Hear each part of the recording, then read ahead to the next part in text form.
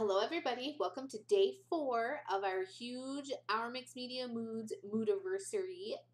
It's our 1-year anniversary and we are celebrating. We have tons of giveaways and techniques and tutorials to share with you throughout this month, the next month. This is day 4 and we're going all 30 days, or I guess 28 days, because we're doing 4 weeks.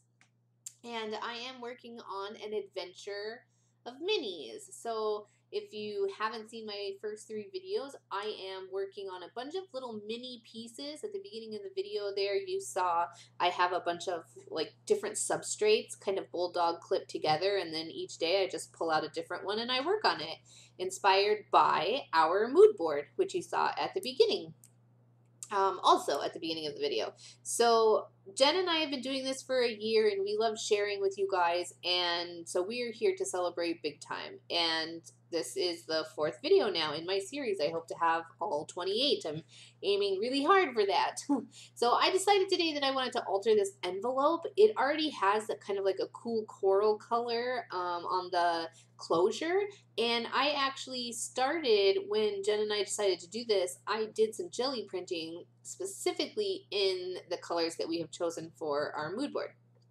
So that's what I pulled out here, a few different jelly printed pieces, and I am going to collage them just directly onto my envelope. Now I will say I really liked the shape and size of this envelope, so at the beginning the first thing I did was trace the envelope onto a piece of cardstock so that I can make my own envelopes in the future.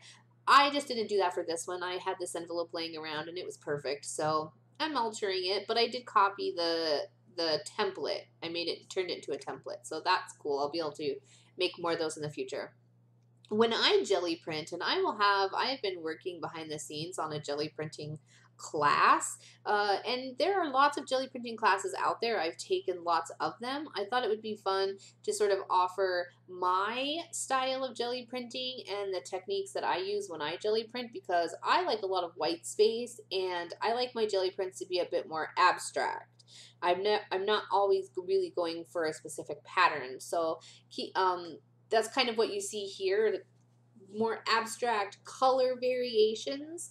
And yeah, so keep your eye out if you like jelly printing. You know, maybe you'll like to take my class in the future when I get it all worked out and I have all the little tiny little, my brain goes into all these kind of crazy, I don't even know, alleys and avenues of things that I could do, but I'm working on that. It's definitely a work in progress. So anyways, back to what we're working on here.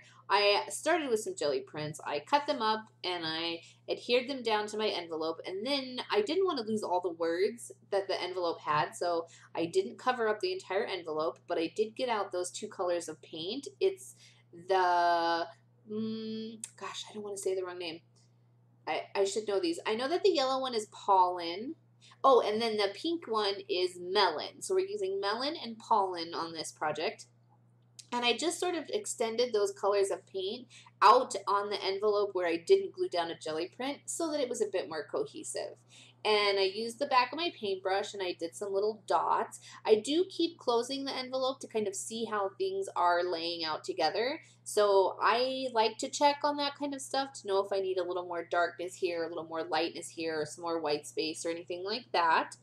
You don't have to do that. I've seen a lot of really successful projects where people just, excuse me, sorry, that's my phone, where people just totally collage everything down and then it looks completely masterful when they're done. So you could totally do that, but I just keep closing my envelope and then opening it back up to check on what's happening and how things are playing out when it's closed.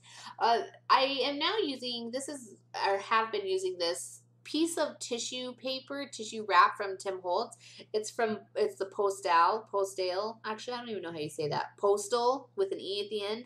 It's from that collection, and I used some numbers from it on my last project, number 3, and then this scrap was just laying here, and it was perfect because it has like some handwriting and a giant postoid, and it seemed really perfect for making an envelope. So I collaged that down with some Finnabair 3D gel gloss because that's what's on my desk.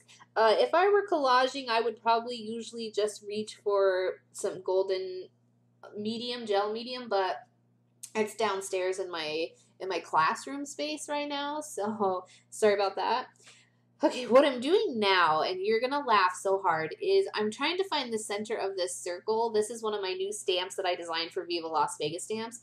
And I was trying to find the center of the circle so that I could line this up perfectly so it was centered around that.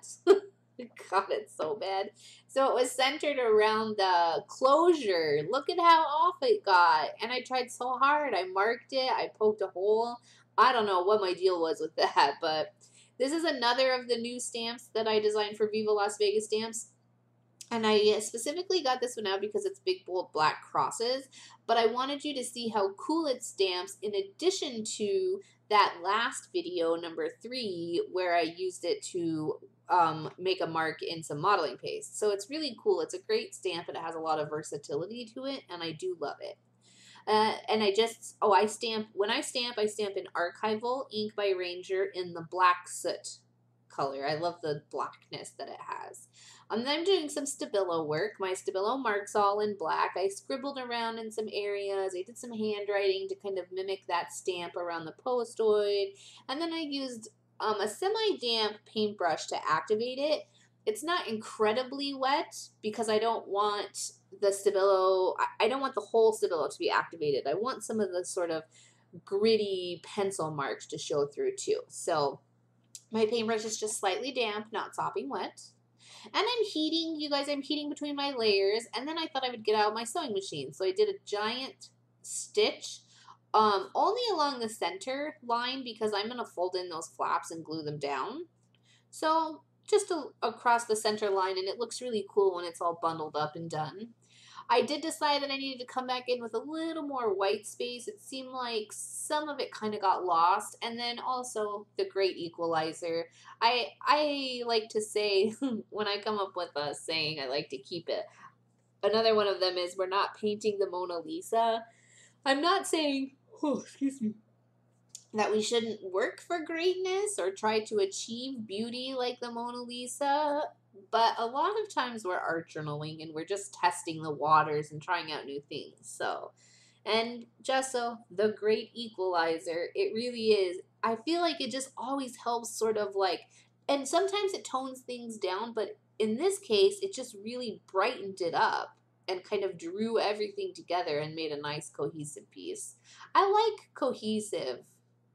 I admire work by other artists where there's a lot of like splotches of color or color blocking, because I'm not great at that. I'm a terrible color blocker, and so I really like to look at artwork that's been color blocked, which I cannot do. I need my colors to sort of blend together or overlap in certain ways. So it's all right. We're all artists and we all do things differently for sure. So I creased the edges. You could use a bone folder. I just used my plastic acrylic block.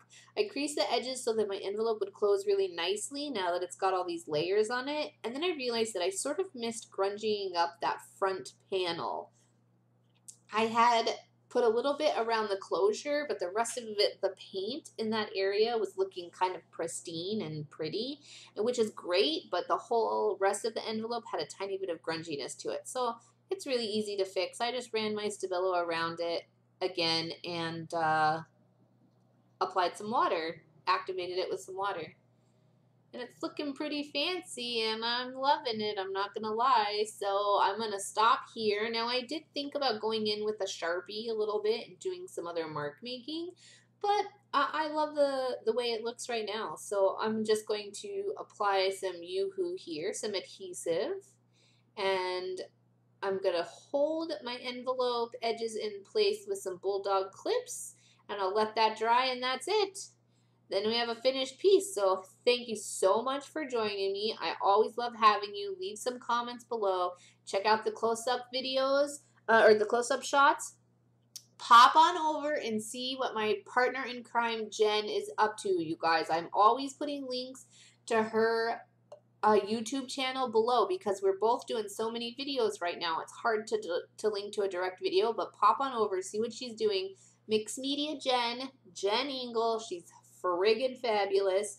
Join our Facebook group. She just posted some amazing photos of the beautiful journal that she made that she's giving away. That's the prize for week 1. And keep an eye out because next week I'm giving away a journal. Then we're giving away some original artwork. And from all the entries in the 4 weeks, we're giving away a huge prize bundle of all our favorite products, right? So we have Dina Wakely, we have Donna Downey, we have 7 Dot Studio, Unwild Studio, Viva Las Vegas stamps, Ranger, some Tim Holtz stuff.